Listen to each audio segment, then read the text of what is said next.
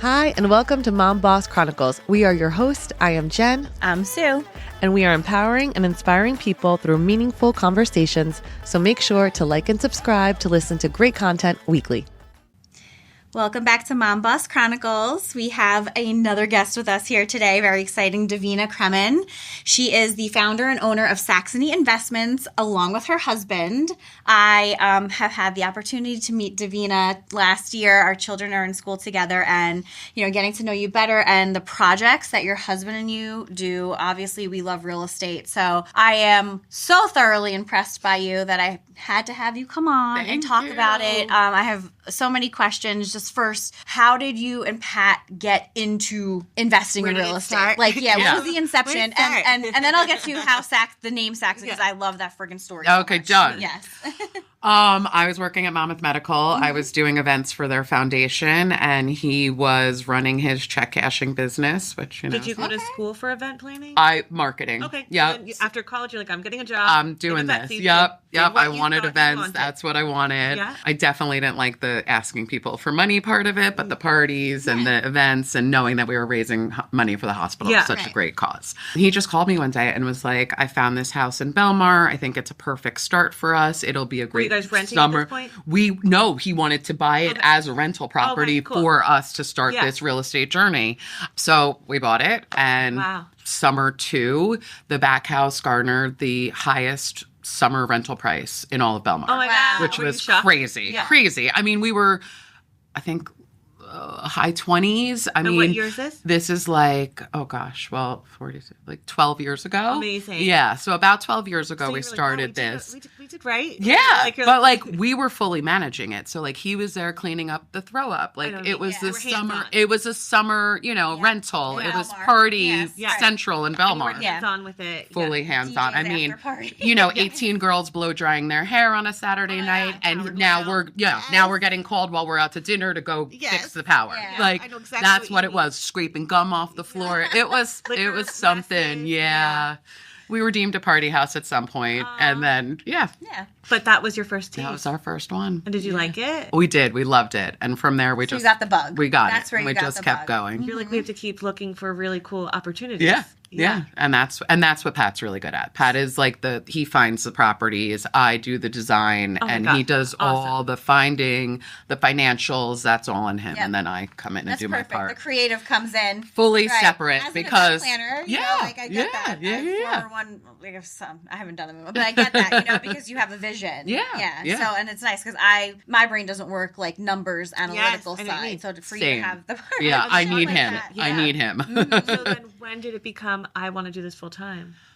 Only recently. I'd say within the last 5 years. So you had to build it. Yeah, we just kept building, and we had to. Yeah, we both kept working, it was a progression. Yeah. It doesn't happen overnight. No, right? My God, it doesn't happen. And I think everyone always thinks that they see the shiny stuff, and you're like, no, I've been doing this for even today. When you're in real estate, if you're good at it, you live in cycles. Cycles. Yeah. I mean, it's peaks and valleys, and right now we have a house on the market, and we're in a valley until that house gets sold. And you have to learn to be okay with uncomfortableness. Yes. Okay, this is really uncomfortable and stressful, but I'm gonna be okay. Yeah. And that's really hard for me. And he did say to me 10 years ago, he's like, Davina, if we're gonna do this, you got to get better at this. Yeah.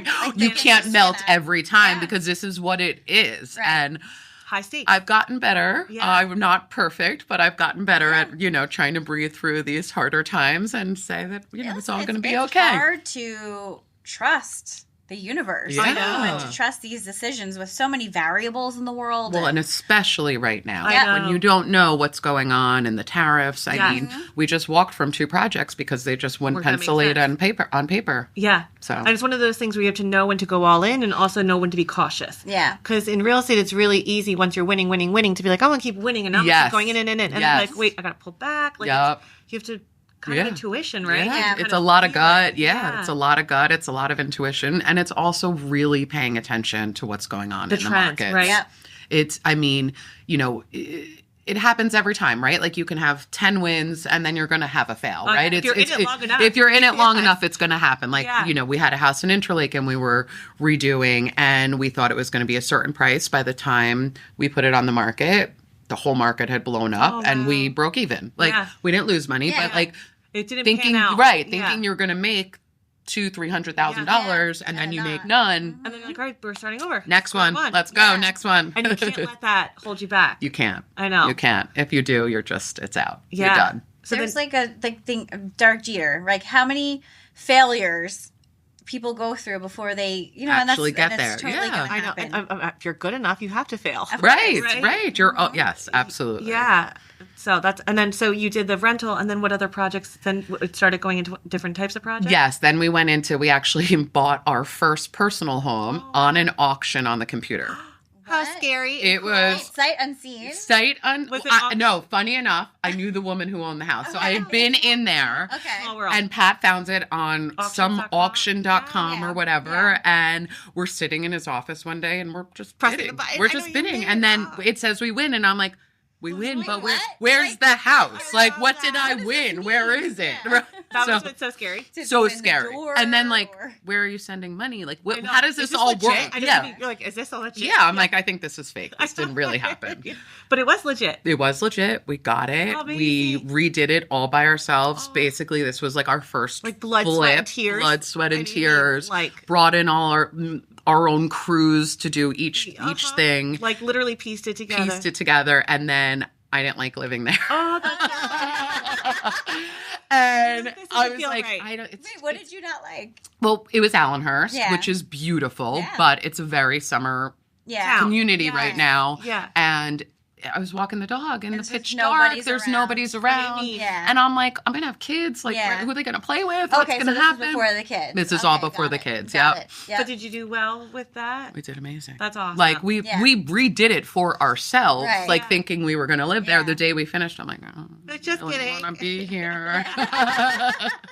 And how did Pat take that? He was feeling it too because he wasn't getting home from work till 8:00 at night at that point. And I'm like, I can't be here in the dark in the mid of winter by myself with the dog, and you don't get home till all hours of the night. Right. So so then that one, and then we just kind of kept going from there. And then Cookman obviously was our biggest build. Asbury Park. That's Asbury Park. That's the really Saxony cool. building. How did you know that project was? So Pat is very good at sourcing, and then he finds a property, and he's like a dog on a bone. He will call, he will go there, he will ask 100 times till the person is like, okay, fine, I'll sell it to you. I had to do a mastermind on that. Yes. I could use that energy. There's nothing he won't do to get the deal done. For anybody listening who doesn't know, Asbury Park is a really cool town at the Jersey Shore. It's gone through major revitalization in the past 25 years. Mm-hmm. So when you guys got this property,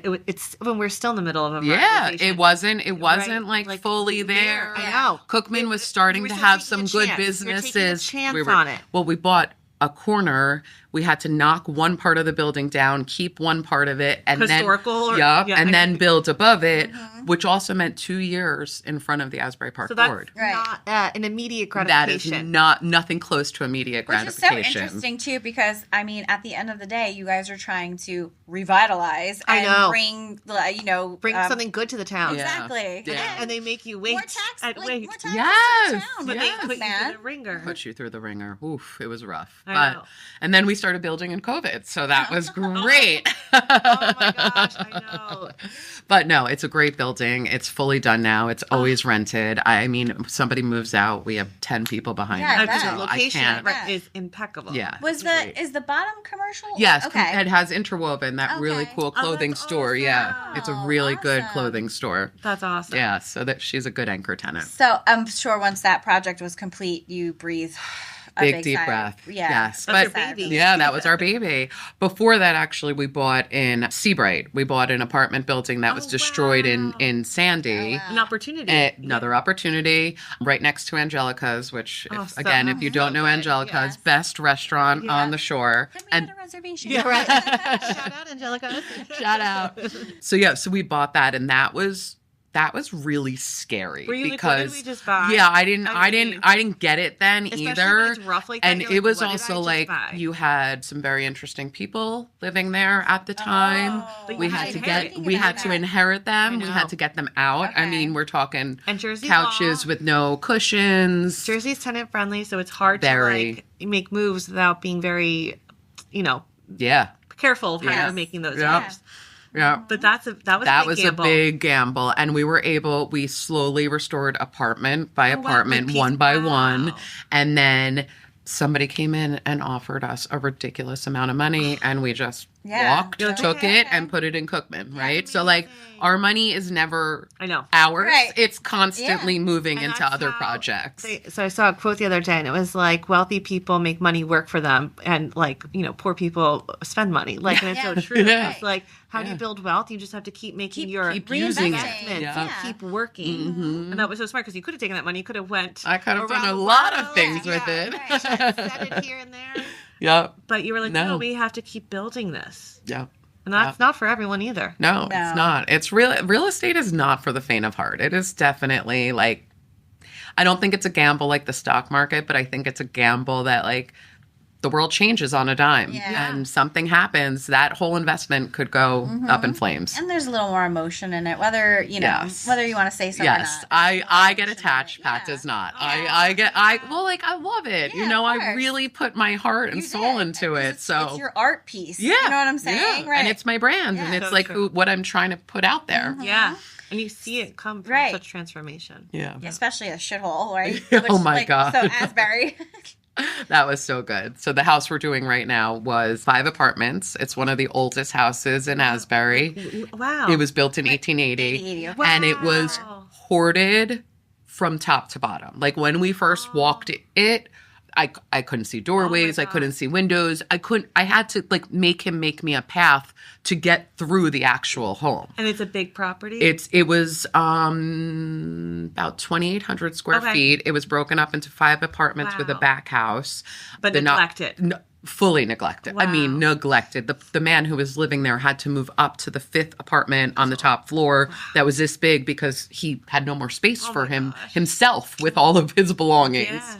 So wait, the other apartments weren't even being rented out? Nothing. He lived there by himself. They just existed with stuff. Okay. Yeah. So were you responsible for emptying the house out? We gave him a lot of time to do what he needed to do. And then finally, when it was time and he was like, I'm done. Yeah, it took 6 dumpsters. 6 dumpsters to clean that house out. Yeah, it was crazy.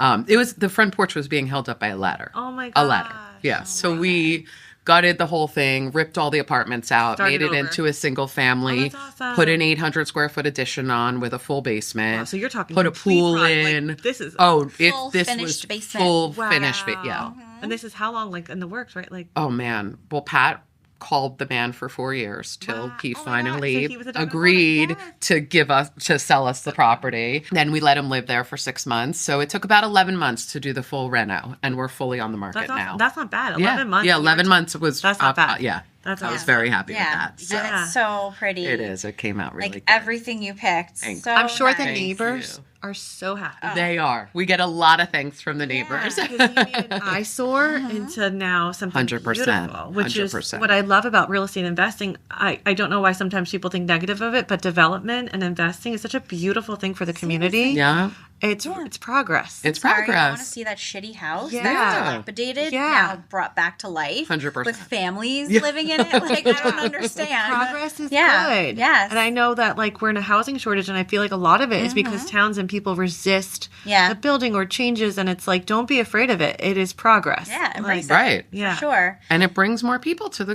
towns and communities. It's a win-win. And for the businesses, right? The businesses on Cookman need to survive. Right. They need people all year. 12 months. Yes. And the people that work there. Yes, 100%. Really right. It's a trickle down. Right, for sure. I love the location of that home as well. I mean, just to have, you have the lake right across the street from you, and then you're a block from the beach. You're right by Convention Center and the Asbury Hotel. I mean, you're just truly it's a great location. And you can see here now from your balcony. Yeah, so you don't double-decker porches. They're gorgeous. To the Yep. You can just watch it from your balcony and have a sick party, you know. And be in the coolest beach town at Jersey Shore. Yeah. Exactly. So when that sells, which it will, what do you think would be on the horizon? So we had 2 projects on the horizon, and unfortunately we just walked from the hardware store in Asbury. I was really excited about that one. It was going to initially the thought was to build another Cookman. Then as those numbers kind of weren't working out, we were like, okay, pivot. Let's keep what the existing building is. The second floor has these unbelievably high ceilings, exposed brick, tons. We'll work with it. Yeah, totally workable. 3 apartments could fit 3 2-bedrooms, 2 baths, and then keep maybe 3 retail on the bottom. Started penciling out those numbers, and then once the tariffs hit and the construction costs have gone up, I just couldn't make it walk. But you had to do your due diligence. We did. We took 4 months to figure it out, and and you spend money while you're doing that too, right? Like my architect had to draw, my surveyors had to come out, my engineers had to come out. So in order to even get the deal, you're spending money beforehand in hopes that it'll pan out. I wonder, just spitballing, like if that space on the top could be rented out as event space. You thought about that? Yes. I don't know if Asbury has that market yet. I think they will. I think they absolutely will. I think we just need a few more just a couple anchor tenants to get us really driving it home. Well, I hope that this tariff shit. I know. We need to keep. We're turning. We're ready. Right. Like, everyone's ready. The cost of construction has already gone up. Yes, the cost of construction is crazy, and the labor. And that's fine. I will. You're right. The labor. I will happily pay a good labor 100. Whatever they need to make the job done and great, done right. Good work, craftsmanship. Can we get back to that period of America where we had good craftsmanship? You pay for it. And that's what I got on this house. Yes. I got so lucky. The group of guys that I used on this, their craftsmanship was unbelievable. That's awesome. Unbelievable. Yeah, pride and work. Yeah. It's not like just 100%. Lipstick on a pig. Exactly. We've walked into some renos where we're like, oof, why did you even bother renovating this? Sorry, agents, but some of you that list these homes, I'm like, I would tell the client no. I know, because this is just presented. Just be honest. Yeah. Be like, this is not the brand I want to represent. Right. Right. And it's just have integrity. Yeah, I totally agree. Have integrity. There's people out there that the consumer doesn't necessarily know better. Yeah. Exactly. And that's not nice to take advantage and that shoddy work, and then you're gone, and now they don't know what to do with it or how to handle all the problems that they're running into. Mm-hmm. It's the right thing to do. It's karma. Yes, it is. Totally. Just be a good person. Yes. Now, you are also a mother of 3. Oh, my gosh. How crazy. Yes. So through all these projects. Yes. You had 3 kids. Yes. Oh, well, the baby girl will be 4 in July. And it's. So you're on job sites with a belly. Yes. Yeah. Oh, God. I'm in basements with a full belly, trying to figure out if there's water in the basement. Yeah. And your kids, I'm sure, have been exposed to my oldest son picks out every house that he likes on our way, everywhere we're going. He's a fully modern guy. He does not like the old home we live in. So you've found his taste. Oh, yeah. He's fully modern. He wants everything clean lines, white. He loves the black windows. Yes. And I'm like, I do like windows. I actually like the Do you? Yes, I'm not a black window girl. But that's so cool that you're exposed to that. And they they have to come to every project, because if they come home from school and I need to be there, then you're coming with me. Let's go. But I think that's a beautiful thing. With your children and Michael and your kids too, I think that's such a beautiful thing on so many levels that we're exposing our children to what we do on a daily basis so that they can see mom and dad, we don't just sit at home and do nothing. We do work. Right. And what we do is something that we all love. Right. Totally. We love this. This is passion, you know? And that gives them the motivation and drive to follow their dreams. Totally. And I think it makes them more outgoing. Yes. Oh my God, yes. Right? Well, because they're actually conversating with the contractors and whoever else is there. Yeah. And then they have to behave themselves. There's nails, there's hammers, there's equipment that can hurt them. Yep. Yeah. And I feel like when growing up, it was kind of a mystery my parents did. Yeah. Right. And we're kind of showing them what we do. And I think it's really cool. That's something I really appreciate about our generation. I think we're a little more focused on following our dreams, because our parents, company men or women, you know, that then they got laid off after 30 years of being loyal. In this case, we're like, no, fuck that. If I'm gonna I'm laying myself off. Right. I know with being a real estate investor, and Sue and I are real estate agents, you don't get the benefits, and that's what everybody wants to scream at us. Benefits. Yes, don't get me wrong. Benefits are beautiful, and it's beautiful how to have your 401k. It is beautiful, but to invest in your future in real estate is definitely priceless. It'll work itself out if you believe it. I got insurance. You want to know what? I don't pay that much more than anyone else. I was subsidized in corporate. Yeah. I still paid. 100%. That's the mentality that corporate likes to, I know. Yeah, and people are like, what's in Give your you. 401k? It's like, well, I have rental properties. That'll be my 401k. Like, exactly. That will be what takes care of me when I'm older, 100%. There's your retirement funds right there, you know? So it's just a matter of just shifting the way you look at things. Yeah. I agree. Yeah, but it's not for everyone. And it's not. We'll take them. Yeah. We're happy. The worse the house, the better. Bring it. Yeah. Do you and your husband have like meeting plans and meeting goals together? Yeah, we have a Monday morning meeting every week. And then sometimes we need a Tuesday meeting as well. So we'll have to do that. We make a social media schedule. We kind of talk about what needs to be done. We also divide and conquer. Yeah, and we also talk about like what went wrong last week, what was good, what wasn't. Especially working together, living together, parenting together. We've been together for almost 20 years now. So so it's to do it all together all the time is a lot. So like you need to check in and make sure you're not. I know, like constantly just talking about work. Well, that too. And I'll be like, on a date night, we're not talking about work tonight. We're gonna go out to dinner. Like we can talk about the kids, but we're not talking about work. But that's good. So you guys implement date nights. Oh yeah, it's so important. I love date night. Yeah, I love especially date night. For kids too. Yeah. It's like you need the time to like not be mom. Yes, and be touched and like my sensory overload. That's awesome. Sorry, kids, but get the Yes. Why are you touching me? Yes, please stop touching me. Toilet. And do you find that your children have been more of a motivator to keep just expanding or growing your business? Oh God, yes, 100%. I mean, first of all, just taking care of 3 kids in today's age is a fortune. I mean, I just got a soccer bill, and I was like, "Woo! Like what? What? This is soccer for a 6-year-old. Like, what are we talking about?" Yeah, so you gotta. I mean, it's not easy taking care of 3 kids or 2 kids or 1 kid. It doesn't really matter. Like, they're just expensive. They are. And so you just got to keep working. Yeah. And what's better than taking your kids on vacation? I don't need stuff. I don't want stuff. I want to have experiences with them and go on vacation. I feel the same way. Yeah. That's why I hustle. At the end of the day is so that we expose our children to experiences and not family. Stupid toys that nobody cares about when they break. Because life is stressful, right? We're in a stressful job. It's very stressful. So it's nice to be able to unwind and spoil ourselves and our kids with trips and special things. But it's really nice to hear that other people feel that way too, right? It's so, how often are you sitting there and you're like, oh my God, I'm the worst mom ever. Why do I feel like this? What's happening? But we all feel like that. We're all going through it all the time. So hard consciously to not go so hard with the present. Same, because it's well, I'd rather go away and use that money for a trip than just spoil you with a bunch of gifts that you just got to open for 10 minutes. Right, and then the excitement's over. Right, you didn't really want that. Plastic in my house. Oh my God, get it out. If I step on one more goddamn Barbie shoe. Hurts. Oh my God. You don't know torture.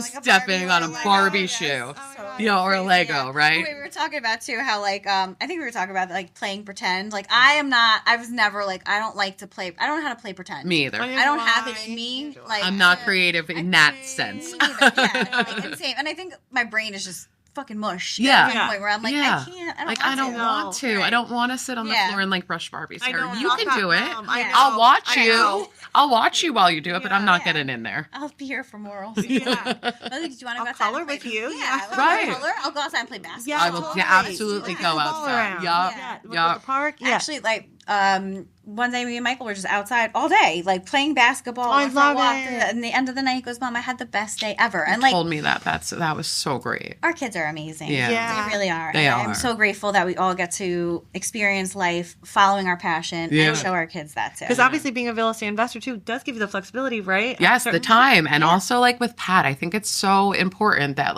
he can pick up from a practice or he can help out and he's around some, before dinner sometimes, which is being wealthy, which is huge. Able to have the ability to show up for your children. Yeah, and I just taught them what that meant yesterday. I'm like, guys, you don't need to be rich. Rich is money. Yes. wealthy is you're happy and like you get time. like real feeling from that. Yeah. Which is priceless. Yeah, it's priceless. Yeah. I love that. And your name, you were saying, I guess the name is thank you for bringing that up. Yes, tell us where Saxony comes from. So Pat and he went to CBA, I went to RBC. I had heard about him from a friend of mine in high school. We're talking. Yeah, you're right. We're in high school, but in 6th grade, a friend of mine left my school, went to Ocean Township, and she was like, Davina, this boy in my class, Pat Cremen, you're gonna love him.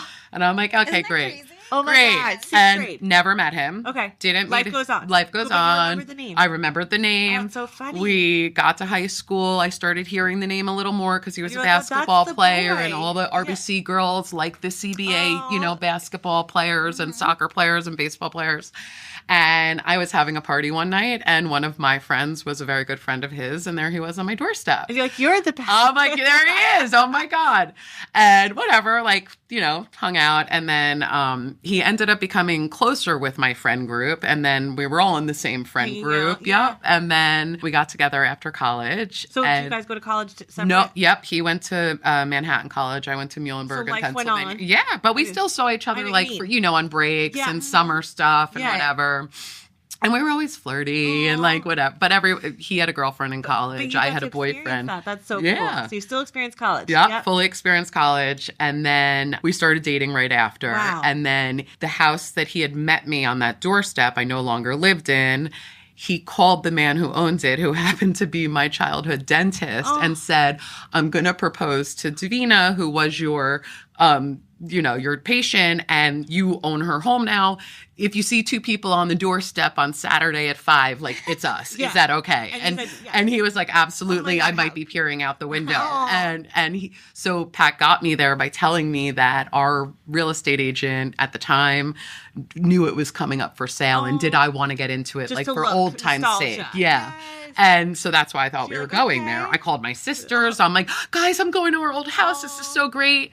And they were like, I'm like, don't you guys want to come? Doesn't anyone want to meet me here? They're like, no. And I'm like, Pat, why is everybody being so weird? Why am I going by myself? And then, they knew. Yeah. And so then he proposed at that doorstep. So special. The name of the street was Saxony Drive. And so now everything is Saxony.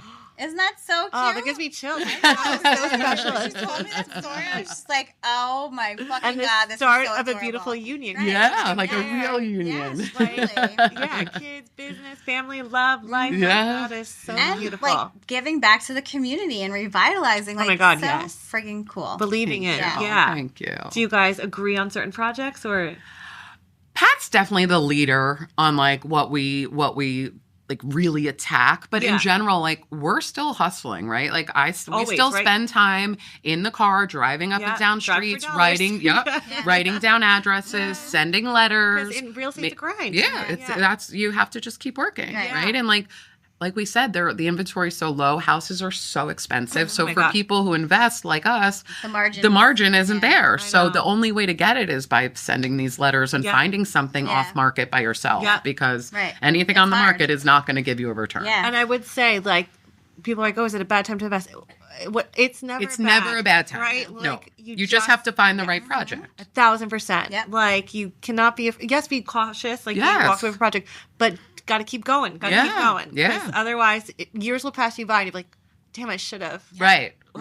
And now interest rates are double. They're bad now, but maybe they're going to be prices worse. Go up even more. Yeah. It's like, wow, I should have. You never want to be like, I should have. Listen, 3 years ago, I bought my I have a rental property in Long Branch, and I'm pretty sure my dad was scared? Yeah, of course I was scared. Right. People, and I ended up having a 5.5 because it was an investment. And you were like, this is high, right? Nice. And now look at but it was high for back then. Exactly. And because they were in the fort, right? Yeah. I've probably had 5.5 is great now. Equity in it. Easy. And it rents. Yeah. So you just have to go for it. If the numbers make sense. If the numbers make sense for you, right? Exactly. If the numbers make sense for you and your family, and you can afford whatever it is you're looking at, there's no reason not to go. I mean, do you guys have people you look up to? Is there anyone you're like, I love that?